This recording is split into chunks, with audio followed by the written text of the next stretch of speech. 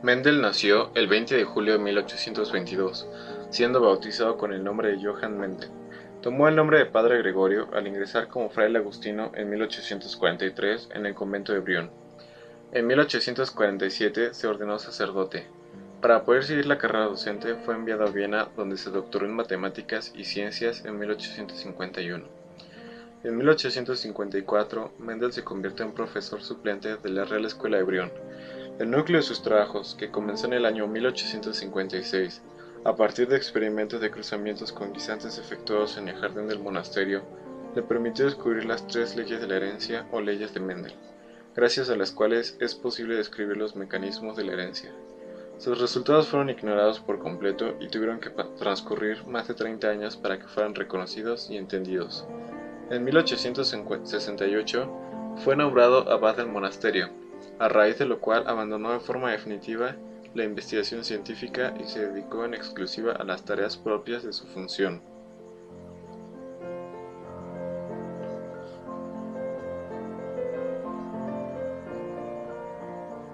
Primera ley de Mendel. Principio de la uniformidad. Cuando se cruzan dos individuos de raza pura, los híbridos resultantes son todos iguales entre sí.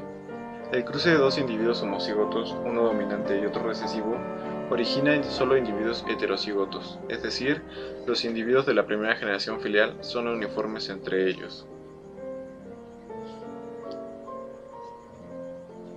Segunda ley de Mendel. Principio de la segregación. Ciertos individuos son capaces de transmitir un carácter aunque en ellos no se manifieste. El cruce de dos individuos de la primera generación filial dará origen a una segunda generación filial, en la cual reaparece el fenotipo A minúscula. A pesar de que todos los individuos de la primera generación filial eran del fenotipo A mayúscula. Esto hace presumir a Mendel que el carácter A minúscula no había desaparecido, sino que solo había sido opacado por el carácter A mayúscula, pero que al reproducirse un individuo, cada carácter se segrega por separado.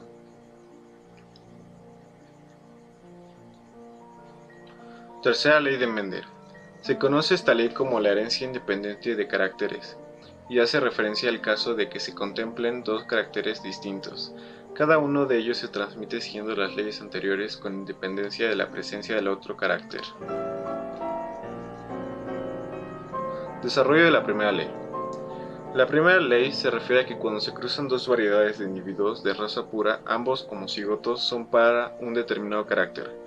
Todos los híbridos de la primera generación son iguales.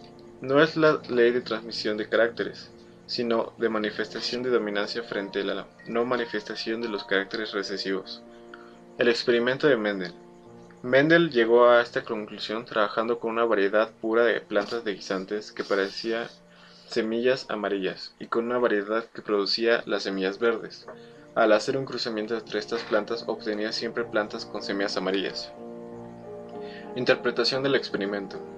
El polen de la planta progenitora aporta a la descendencia un alelo para el color de la semilla, y el óvulo de la otra planta progenitora aporta el otro alelo para el color de la semilla.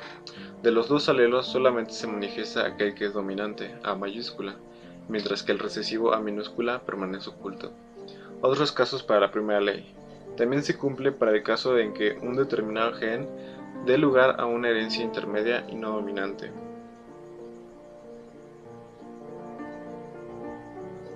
Desarrollo de la segunda ley. La segunda ley se refiere a cuando los genes que habían formado parejas en F1 se separan y al cruzar los híbridos entre sí observamos individuos idénticos al gene recesivo, que parecía haber desaparecido.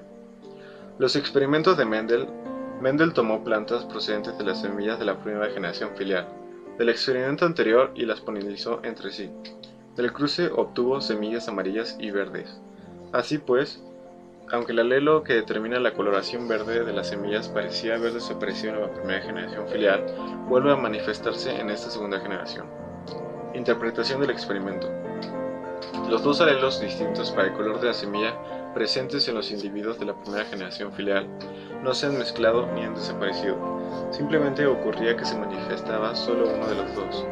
Cuando el individuo de fenotipo amarillo y genotipo A mayúscula A minúscula forme los gametos, se separan los alelos, de tal forma que en cada gameto solo habrá uno de los alelos y así puede expresarse los resultados obtenidos. Otros casos para la segunda ley. En el caso de los genes que presentan herencia intermedia, también se cumple el enunciado de la segunda ley para los dos genes.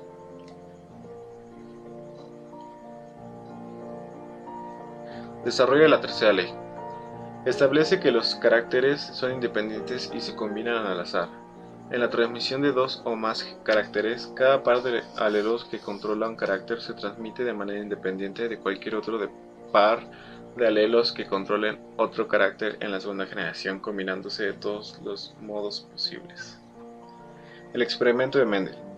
Mendel cruzó plantas de guisantes de semilla amarilla lisa con plantas de semilla verde y rugosa, homocigóticas ambas para los dos caracteres.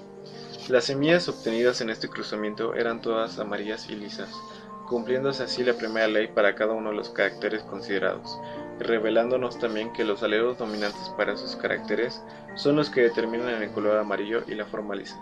Las plantas obtenidas y que constituyen la F1 son dihíbridas. Estas plantas de la F1 se cruzan entre sí teniendo en cuenta los gametos que formarán cada una de las plantas. Se puede apreciar que los alelos de los distintos genes se transmiten con independencia unos de otros, ya que en la segunda generación filial F2 aparecen guisantes amarillos y rugosos, y otros que no son verdes y lisos, combinación que no se había dado ni en la generación parental P ni en la generación filial primera F1. Asimismo, los resultados obtenidos para cada uno de los caracteres considerados por separado responden a la segunda ley. Interpretación del experimento.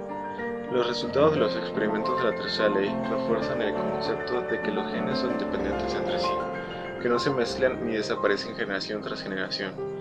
Para esta interpretación fue providencial la elección de los caracteres, pues estos resultados no se cumplen siempre, sino solamente en el caso de que los dos caracteres, cuando a estudiar, estén regulados por genes que se encuentran en distintos cromosomas. No se cumple cuando los genes considerados se encuentran en un mismo cromosoma, es el caso de los genes ligados. Presentaciones de los integrantes del equipo. Universidad Nacional Autónoma de México. Escuela Nacional Preparatoria número 6, Antonio Caso. Alumnos: Fabiola Godínez Núñez y Adrián Gutiérrez Gómez.